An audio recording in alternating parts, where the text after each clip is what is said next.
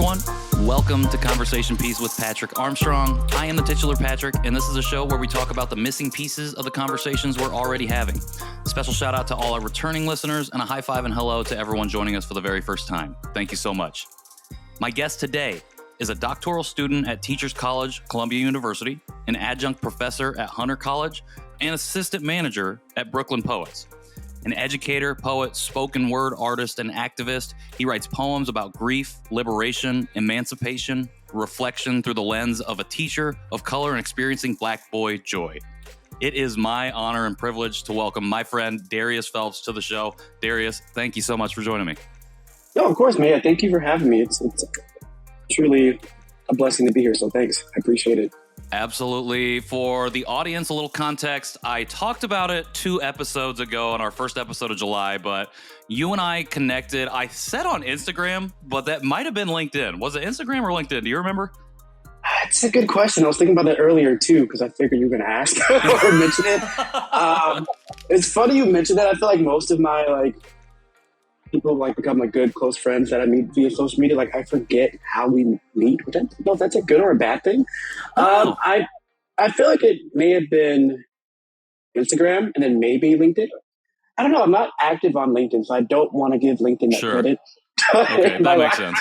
Yeah, so maybe I feel like maybe it was probably Instagram. Okay.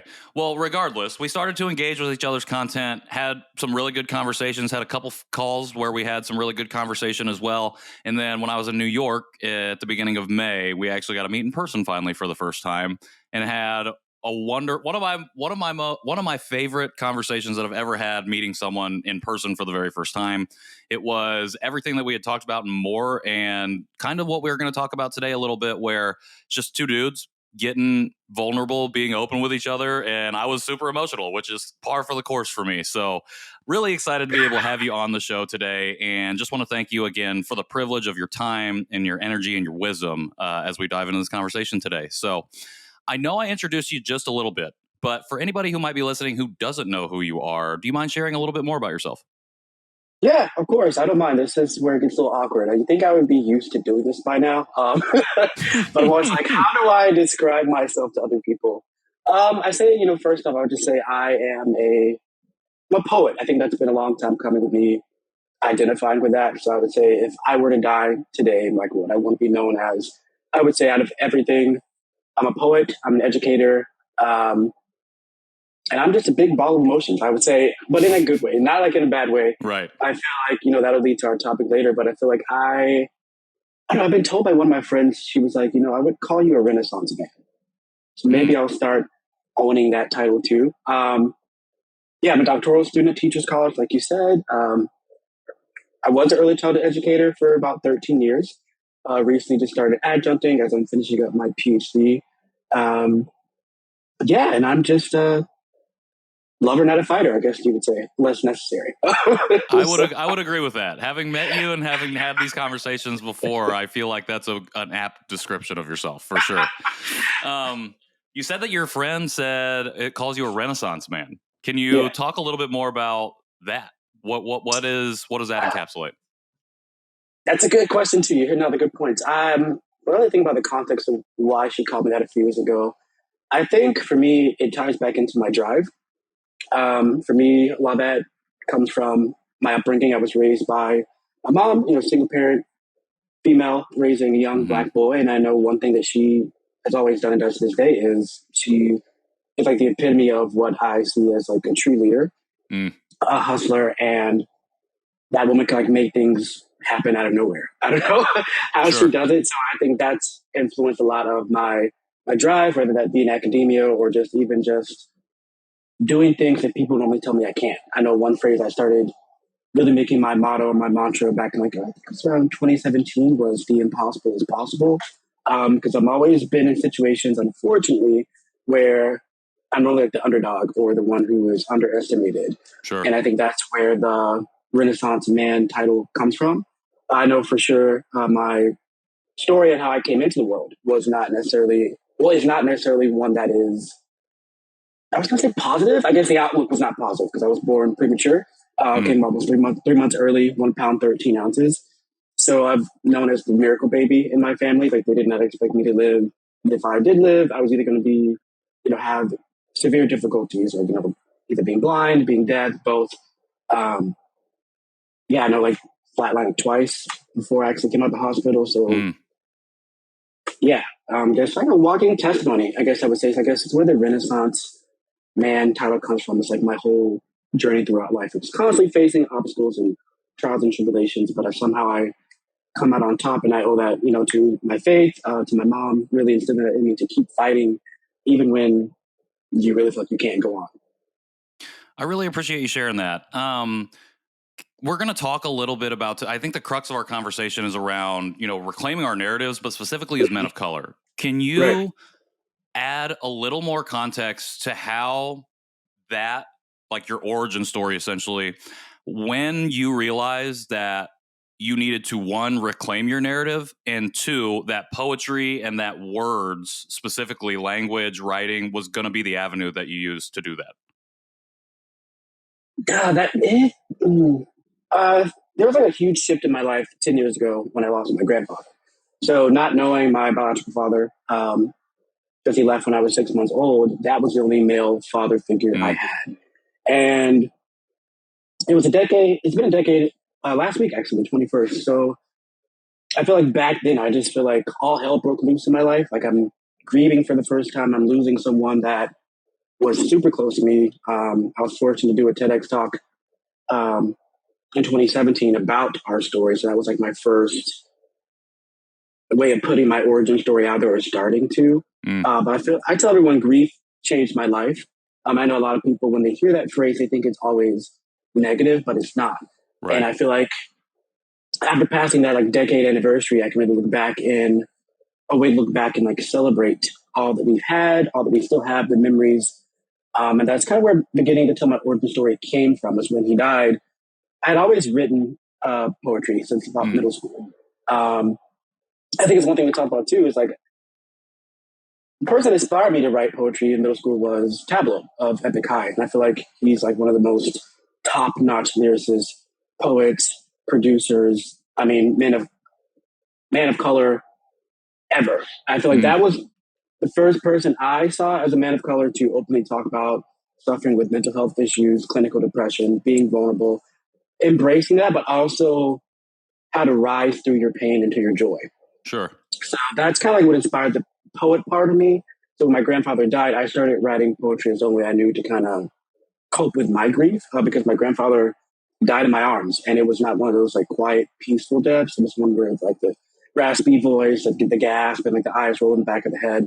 So like that triggered me with having insomnia the past decade, spiked my depression, things like that. So that's where the poetry came into effect. And then as he died, I was moving up in my career as an early childhood educator. And I started out in birth to five, which is pretty rare, especially for a man of color. And I started teaching right out the bat when I was 18. So it's been 13 years. And I've always been the youngest one in this white woman dominated field. So that is where I started to feel like the outcast, the underdog. And then when I started to rise in my career, and I got teacher of the year my first year as a lead teacher. That was something that never happened at my first job site. It would spark a lot of jealousy and hatred, and it would come out of nowhere. And all this is happening in the midst of me grieving internally, and I'm not sure how to express it.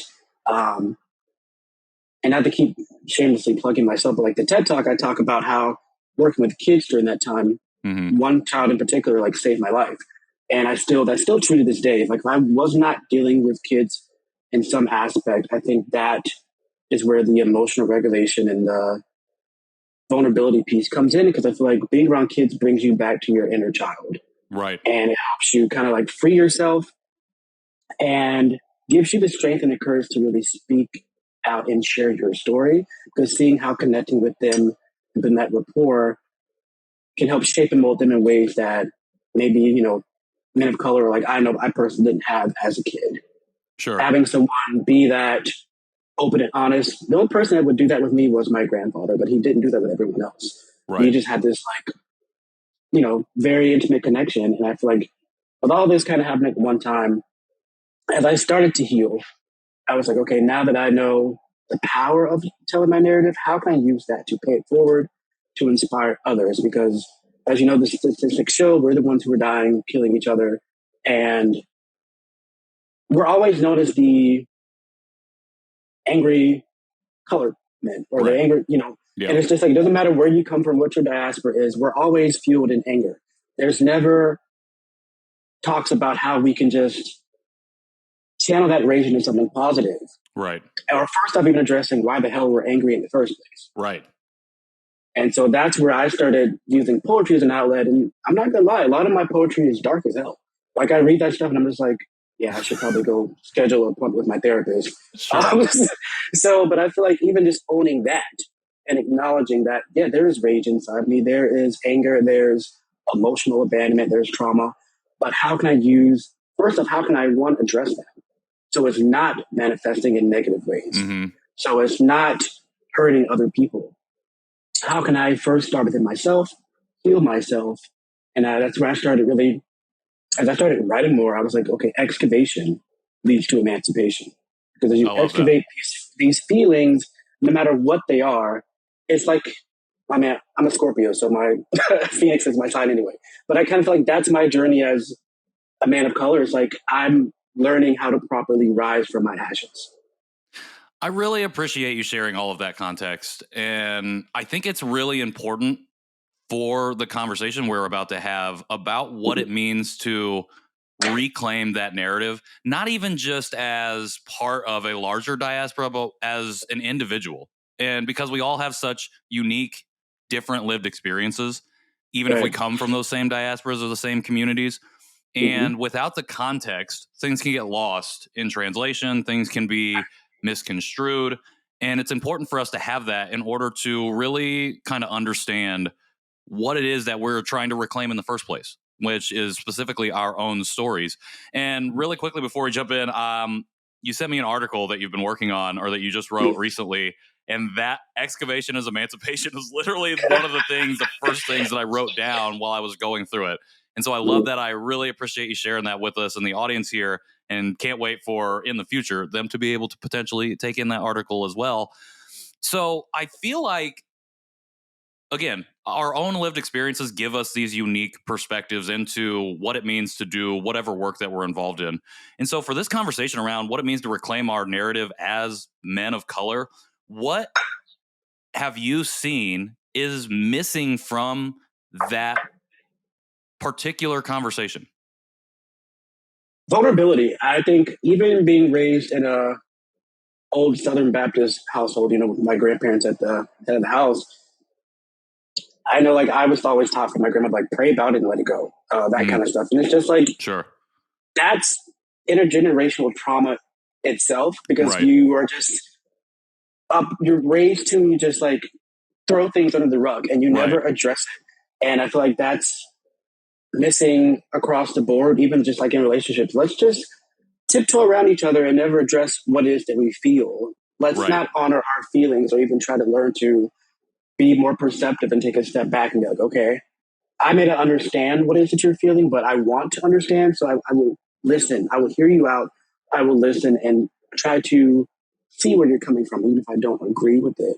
And I feel like with us as men of color, like, we're not, you don't hear people talk about how men of color can heal. Sure.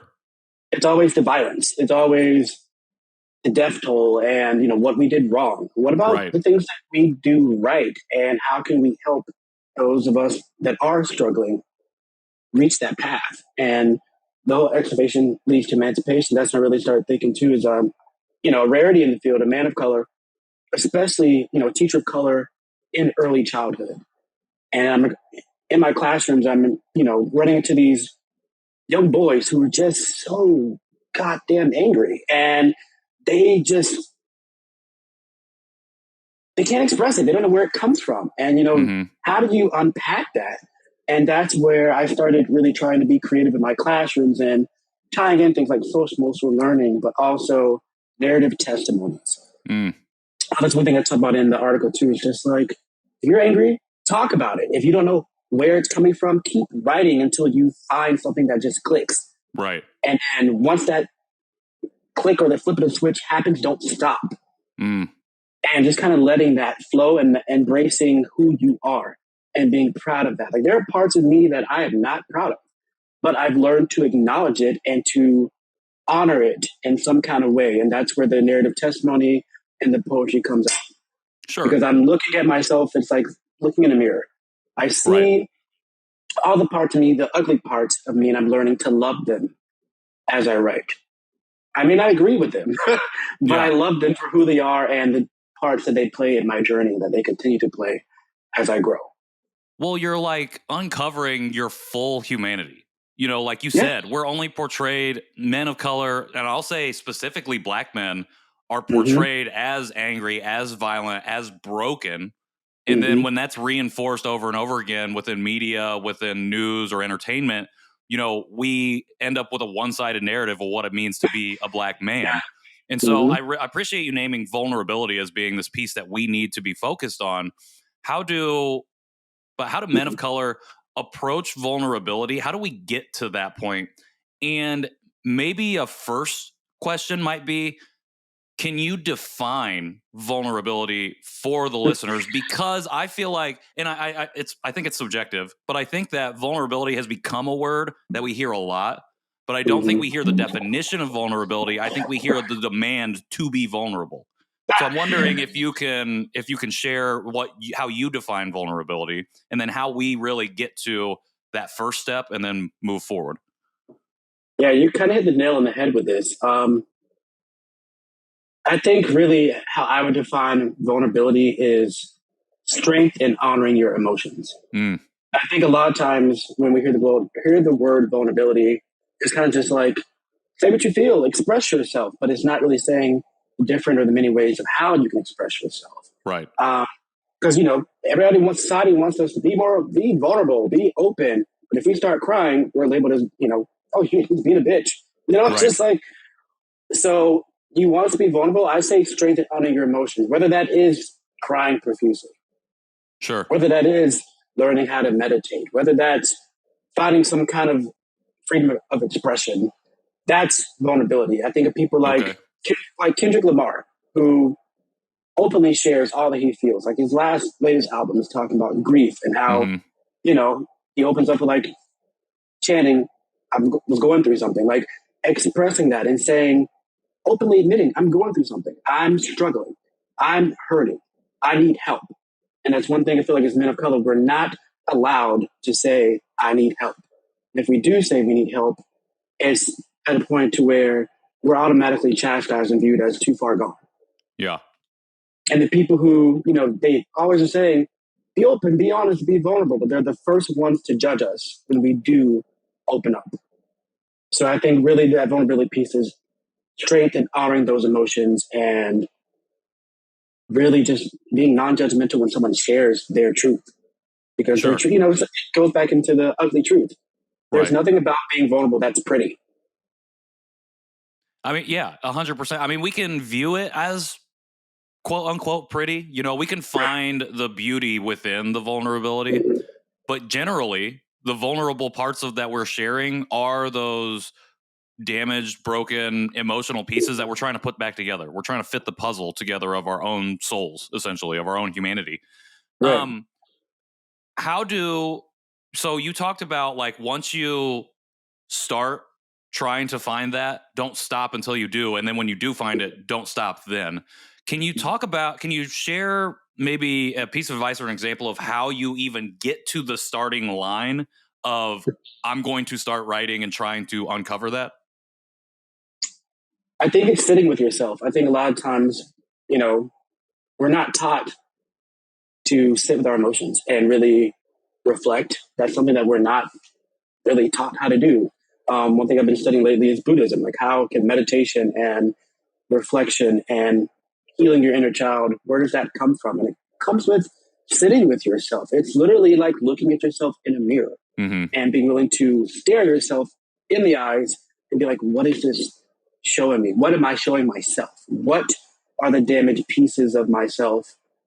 And it's not just saying, oh, it needs to be healed. It's just really looking at it and picking up like a puzzle piece and seeing all the ragged, jagged pieces Right. and honoring that. And I feel like that is a starting point. And then eventually, as you appreciate your broken pieces, you can get to the joy. But Right. one thing I've been really thinking about too is like to grieve is to unearth joy, because you have to really get through that rebirth process. And it's not easy, but it starts with yourself. And sometimes Right. it's not going to be your inner circle that is the one that forced you to do it. It's sometimes all those people have to disappear and you're left Sure. by yourself. And you're like, okay, all I have is myself. A lot of times people just fall by the wayside. You think you have this true support system, and it Right. kind of going through hard times shows you who your real friends are. And Right. sometimes the cold, hard, ugly truth is that it's motherfucking nobody. It's you and yourself. And that's where the excavation part comes from. And unfortunately, it does come from one of the most hurtful, painful places. Sometimes that excavation piece, it's more painful than losing a loved one. Sure. Because it feels like grief is kind of portrayed as being about the person or the thing that you've lost. Mm-hmm. And Right. it's not necessarily about, oh, I need to sit with that feeling and think Mm-hmm. about how that's affecting me. Because when we think about the I, seems very selfish generally when people talk about it. And it's not necessary, like in context with the context of why you're sitting with that, with yourself, and you're focusing on that emotion. It's because you want to understand where this is coming from, where that pain is. How do you not necessarily heal, but how do Mm-hmm. you understand that? So that way you can move with it as opposed to moving against it or moving past it. Because Mm-hmm. you can get past stuff. But like you said, when you move past something, it's like you throw it under the rug. Right. You kind of want to forget about it. But that's not an excavation. That's Mm-hmm. a, I don't know, whatever the opposite of excavation is, where you're just covering the hole up, filling the hole in. And I think that I love what you said. Like sometimes your inner circle is not going to be the people to help you get to that point. And I think that's a great segue into this next question, because a lot of this is coming from, we don't have models in communities of color of men being vulnerable, showing vulnerability, and being willing to do the excavation in order to emancipate themselves in that way. Right. And so, like, we as this next generation and the generation, and not to say that we are the ones that started this, but are building on the folks who have been doing that. Right. We have to continue to model what that looks like for the generations that follow us. Mm-hmm. For people that are operating outside of our communities, how do they support us and address this piece of vulnerability when we are trying to express that? You talked a little bit earlier about how when we try to express vulnerability, people are like, oh, well, you're just being a bitch, or you're overly emotional. I got that all the time. You're too Mm-hmm. emotional. You're too sensitive. You need to take it Yeah. easier. Like, how do those folks start to not be so judgmental and help us and support us as we go through this process of expressing vulnerability? It's tough. It's tough. Something I've pondered myself. You know, my mom was one of my biggest supporters, but even just I was thinking about literally maybe yesterday I was saying, yeah, I cried. And she was like, stop doing that. Be a man. And she's like, you're going to give yourself a heart attack. And I was just like, you get where it's coming from, the genuine Right. part, but it's also kind of just like, yeah, that still hurts me as someone who is I put on that brave front, but I'm just like a chocolate chip cookie. I'm just crumbling on the inside. And it's just like, how do you get everyone else to see that? And I think it's like the ripple effect. Hopefully by one or two people just being that open and honest and being perceptive, because you can be open and honest, but also be a little bit too blunt. Sure. So you want to make sure when you're sharing your vulnerability or speaking your truths, it's not coming from a place to where it's just like, here's what I feel. It's how are my words and my actions going to affect other people too. But I'm also at that middle ground where I'm speaking my truth, but I'm also not going to rip you apart either, because if roles were reversed, I'd be the one in tears. Right. So I feel like by people learning to be more non-judgmental, but also being vulnerable themselves, but not too vulnerable, because you also don't want to give people too much of yourself too quickly. Sure. That goes back to the inner circle. Oh, he's telling me all his stuff, and now I know how to play it against him. So Right. it's like a double-edged sword, and unfortunately, like that's just a journey we have to take with life and people around us. But I feel like having more people with genuine intentions that emphasize things like radical love, Sure. and as more people shine and they walk in their truths authentically, especially when it's rooted in love, I feel like that kind of like breaks down the walls of hatred and judgment. And I'm all about the vibes. So if you feel those genuine vibes and you feel like it's a brave space, and that's one thing too I used to tell, Mm, or I tell the teachers I train now, there's a difference between a safe space and a brave space because sure. people of color, due to colonization and our diaspora and our roots, we will never truly feel safe. Right. So how do we reach that point where the excavation and vulnerability leads to a brave space? And one thing I used to tell my fourth graders, because that's the grade I was in before I came out the classroom, for about like 4 years, how do you reach the place to where, and it goes back into the question you just asked, I can speak my truth and be comfortable speaking my truth and not really giving a shit about what you were going to say, whether you disagree or not. I still feel validated in speaking my truth, and that validation comes within myself. I don't need to feel loved or appreciated or seen or heard by other people. I have that within myself. So when I speak, I'm speaking and I'm letting it go. And I'm not worried about, oh, I just said something that may not sound right to Patrick. So how is he going to respond? Doesn't matter. I'm comfortable with speaking what it is that I feel because I've done that inner work.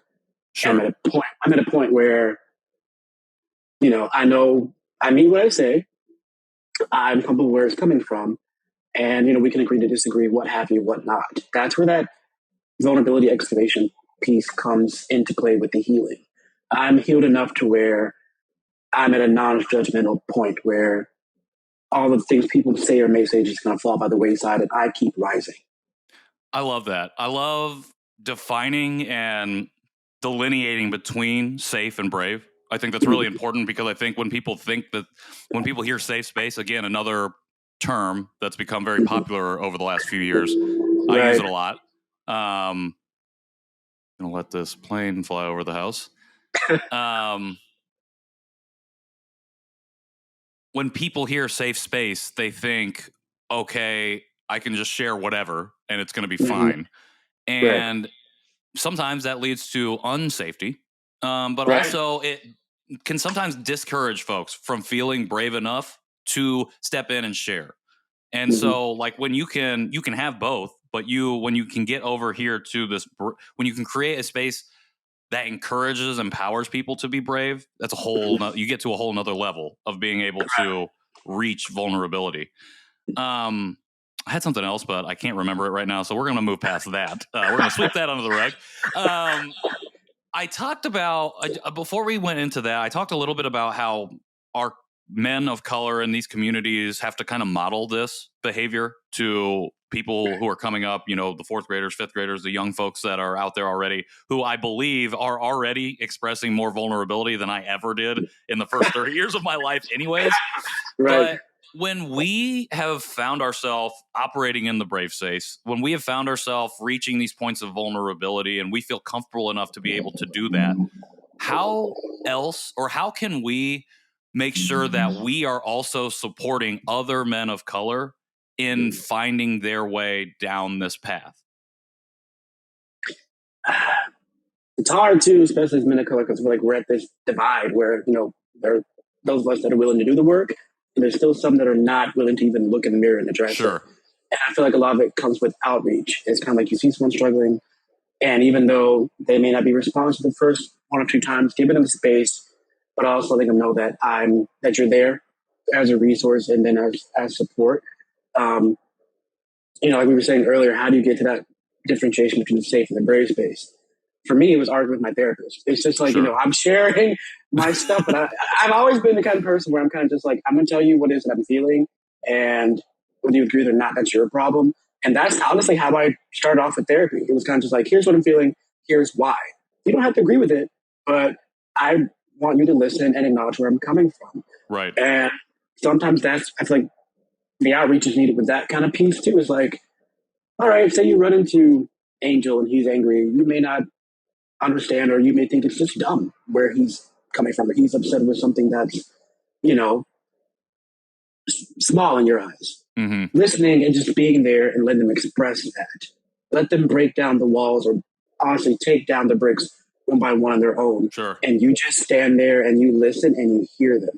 Mm. There's a difference between listening to somebody and hearing what they say. Right. I had a conversation. Our first episode of last month was with Paul Lapito, and he talked Mhm. about the difference between listening to understand and listening to respond. And I Right. think a lot of us in those moments want to have the answer, want to have a response ready, not because we're trying to be malicious in any way, but because we want to help. And sometimes Right. you don't have to have that. Like you can Right. just listen to try and understand their experience, listen to, at the very least, validate what they're Mhm. feeling and going through just by being there and being an ear that Yeah. they can lean into. And so I think Hmm. that's really important. And I really appreciate you sharing that because I think we don't talk about that enough either.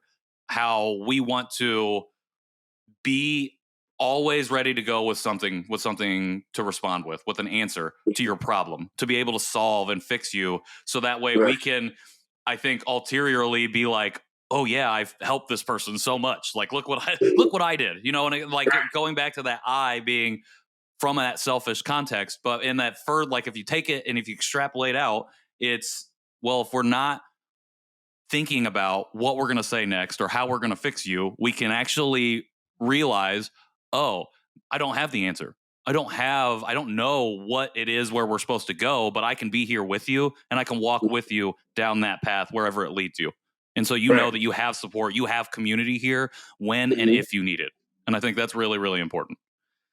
And I think you hit the nail on the head too. Like it ties back into the love piece. That's when you Mm, love someone mm, unapologetically, yes. you're willing to walk with them through the ugly parts. And sometimes it's Yes. just walking side by side and not saying them. That's all part of our journeys with healing and learning how to love ourselves. I think it really ties into self care. Um, we talked about being there on the sidelines. One thing my grandfather used to always do was he never interrupted me when I spoke, and that's one of my biggest pet peeves. Like I'm a very calm, cool, collected guy on the inside, but when someone interrupts me and cuts me off, I turn into like Nene Leakes from Real Housewives of Atlanta. Like I Mm, want to just come across the table and just like slap the taste out of your mouth sure. because I think he taught me or he gave me that love where it was you just get it out. You say whatever that you're feeling, and just I'm just gonna listen. And most time, honestly, he did. He never gave me a solution. It was never a quick fix. It was just I want to be here for you, and that's where that genuine love comes from. That's why, like, I cite him as like the greatest love I've ever known. Because even my mom still tries to give me advice. I'm like, sometimes I just want you Sure. to just let me get it out. Yeah, I'm similar in the way that if I'm trying to speak and somebody's like not interjecting with just like like like just like oh acknowledging what I'm saying, but like trying to get their sentence in and start their response. I'm like, hold up. I'm like, I am not done. Like I did that pause was not a finishing pause. So I appreciate you sharing that, and I appreciate you just talking about this relationship with your grandfather because I had a really close relationship with my grandmother in a similar way of being able to speak to her. She's not interrupting me, and she's also just listening and not necessarily trying to give me a solution, but just Mm-hmm. like the unconditional love. And I feel like that is rare, even in even in my life where it can feel transactional because it feels like I need to do this for you so that you'll love me more Mm-hmm. or the same or like it won't change or affect our relationship. And at the end of the day, that's not the case. It only is that case because I put that pressure on myself and then on the relationship itself to like be sustained by these transactions of love when at the end of the day it's not based on the transaction but it should be based on the love itself. And so I Mm-hmm. really appreciate you talking about that because I think that's a big takeaway just for me in this conversation right now is just thinking more about and being more mindful of the way that those play out and the way that I want to navigate that journey with the people that are closest in my life. So I Mm-hmm. appreciate that.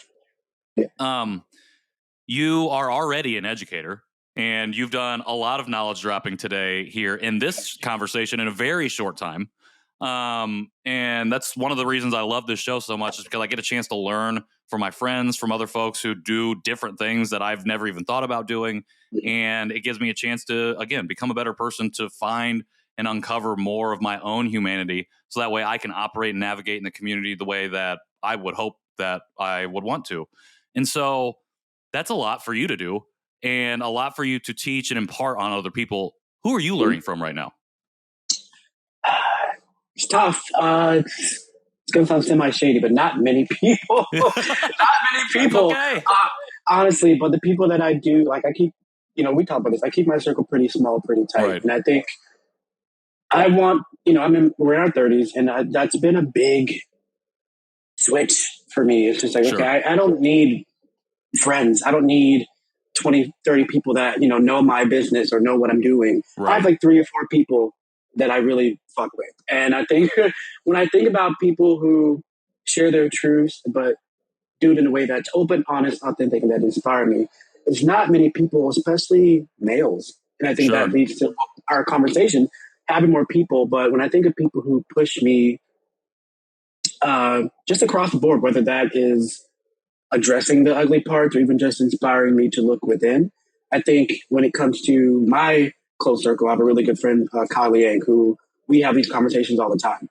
Mm, We talk all the time. We may not see each other all the time, but our conversations are similar to like what you and I are talking about right now. We're both sure. Polish, so I think that's the beauty of it. But if I were to think for like a bigger scale, it would be Bing Chen of Gold House. I think Yeah. he's one of the rarities, just in men in general, who just openly shares their truth and does it in a way that's beautiful and authentic to himself, where you can see that he's done the work, that he loves himself, and it has a ripple effect to the empire that he's built and is still building. That is someone I think who truly inspires me. Because I think a lot of what Bing's work is rooted in is his inner child, his Sure. inner healing and addressing that within himself and liberating himself, which has led to the success he's had and still having. His journey is meteoric, I feel like, and watching Gold House and everything that he's been doing and building over there is really incredible to watch. And especially, as somebody who has invested so much into storytelling, not just like as a business, but as like a personal means of understanding who I am. Like it's really, Right. really great to see. And I'm hopeful and excited for the stuff that's on the horizon with them as well. So being amazing. Your friend Kyle too. I want to be able to check out his work, and we're definitely going to link some of his stuff in the show notes too, since you mentioned him. So I want to make sure that people are able to see his stuff and be able to resonate with that as well. For you though, as we wrap it up, what is the best way for our community to support you? I really think just like listening to my story, I guess, and just sharing it because you never know, the ripple effect. Like I never Sure. thought, like a lot of people, they're like, "Oh, you don't talk about that you did a TED Talk," which is something I'm learning to do slowly. I'm not someone Right. who likes to brag about himself. I'm not one who's used, and I think it goes back to being a person of color. We don't celebrate ourselves, and so I'm learning slowly in my 30s to celebrate my accomplishments, whether big or small. Like I just got an award a few weeks ago, and I was like, I really don't want anybody to know this. Like, I'm just like, yeah, I'll put it on my CV, but I'm not like one to post it. And my advisor, Dr. Yolanda Reed, she was just like, you've got to learn to celebrate your trials and your triumphs Right. and your successes. She's like, they make you who you are, and share it. So I think the best way is to, share my story, articles, poetry. If it resonates with you, feel free to share. You don't have to. Drop a comment, something. I had one of my kids comment on my TED Talk and I cried. He was like, "This is the best thing ever," and I was like, Amazing. I never showed it to him. He just Googled me. Sure. So I think little things like that, because I'm a softie, that makes my day. But I'm pretty much more active on. I guess if you're talking about like social media, I guess Instagram. On my Instagram handles like at Mr. D Phelps, Twitter at D Phelps 1113. Yeah, so that's why I'm learning to like share my work. The thing about me is I'm going to share the bad parts too. I'm Sure. not going to always, you're not going to see my feed and be like, oh, he's winning at life. No, if I'm going through Right. shit and I feel comfortable with sharing it, that's that vulnerability piece. I'm going to put it out there. Like I just Right. posted a poem. I think I sent it Yes. to you. Yes. Where I'm like writing Korean for the first time in 5 years, but I'm in that poem. I'm writing to my younger self and I'm addressing my journey in life. Like it hasn't been published yet. It's a deal that may be on the table, but I was like, that's what I'm feeling right now. And my work resonated with myself. So I was like, Right. I want to share this. And so that's what I do. It's just like, I'm going to share what I'm feeling, but also have that level of respect. I'm not going to like blatantly attack somebody or say, there's some kind of friction. I'm just going to address the way I feel in the most beautiful, poetic way that I can, hoping Um, that it resonates with like one person. Amazing. And we're going to link not only your social media handles in the show notes, we're going to link all of your work, including your TED Talk. I like that you've mentioned it multiple times because we got to get people to see it, and you got to keep talking about it more. And I agree with the teacher who told you that you have to celebrate your wins too, post about those, because I had a similar situation like 6 months ago where I've like started to receive stuff and I was like, I don't want to share about this. And one of my mentors was like, you should share this. Like, it's worth celebrating and you need to be able to celebrate your stuff too. And at the end of the day, they were right, because like that's our full humanity. Like, the good stuff that comes towards us is just as valid and necessary as the bad things that have happened to us that have led us to do the work that leads to the successes. And if we're not recognizing and sharing that, not that we're being braggadocious about it, but acknowledging it in our own way and talking about how this happened, and it only probably would have happened because I started this. These things happened to me, and I had to sit with myself. I had to excavate, then emancipate, and then now I'm here, and I'm seeing the fruits of that labor be paid off because of X, Y, and Z. And so I'm hyping you up for that. Oh, well, I appreciate it. It's funny. The reason why I keep saying that TED Talk is that people may look at my work I've had over the last few years, or that comes out as this year progresses. That's my origin story. That was my first time ever reading my poetry out loud, was in front of 3,000 people. Because I just didn't give a shit. I just wanted to share my story. And that was for me. That was me healing and being like, okay, I've grieved all this time. I'm letting it go. That TED Talk was my rebirth process back then. So I'm learning to share that, not for the views, but for this is my journey. And poetry was brought out of me more prominently from that grief and from the kids. So it's like this whole 360 effect. It's amazing the age that we live in with technology and the way that we can capture stuff. So we can see, for some of us, be able to see those moments where we started to do these things. Like for my podcast, The John Chi Show, like you can literally chart my my journey of evolution in my identity from episode 1 to now episode 137 or whatever it is. Like, and some people don't have that. Like, we can't look and see, oh, this is where Darius started, and then this is where Darius is now. We can only see where they are now, and have them share their story just orally through that oral narrative piece. And, it's a little bit of a privilege and a luxury to be able to point at some of these things. And because we have them, we should amplify them more so people can get that full, or that more full context of who we are as people, where we were, and where we've come because of that. Yeah. And I'm glad to have that out in the world too, because one, it kind of memorialized my grandfather, but it also serves as a reminder to me personally, something I haven't shared and I won't share until I finish my PhD. But after that TED Talk, I had one of the biggest downfalls of my personal, private, and professional life. So I use that as a way, as a reminder too, to keep going. Amazing. That feels like a hook for a part 2 of this show down the line, once the PhD is acquired and you have moved through that journey a little bit more. So we're going to leave that cliffhanger here. Darius, thank you so much for your time, your energy, your story, your vulnerability, and for teaching us a little bit more about how we, as men of color, can operate and find ourselves being vulnerable and reclaiming that for ourselves. So I just really appreciate it. You're my friend, but it's always feels like a huge ask for me to ask my friends to come on the show, and everyone's like, yeah, so I really appreciate it. No, likewise, no, man. And you inspire me too. Just hearing you and seeing your journey inspires me to keep going too, because, it's not easy for us to keep putting ourselves out there and navigating these spaces. So I'm grateful for the connection, the opportunity, and always just the love and brave space for us between friends and as brothers too, because that alone is a rarity. So thank you. It's an honor to know you and a privilege to know you and to be operating in those brave spaces. So I can't thank you enough. Everybody, go check out all the links in the show notes here. Go watch his TED Talk. Go check out his poetry. Check out everyone else that we've mentioned here in the show as well. You get all that in the show notes. If you want to find us and follow us, you can do so at Conversation Podpiece on Instagram. If you feel inclined to leave a rating or review because you really loved this conversation or any of the other conversations we've had, we would greatly appreciate that as well. And if you're interested in supporting the show in the future in any way, you can hop in my DMs on Instagram or visit our website, conversationpeacepod.com. Until next time, I'm Patrick Armstrong, and this has been Conversation Piece. Thanks, Darius.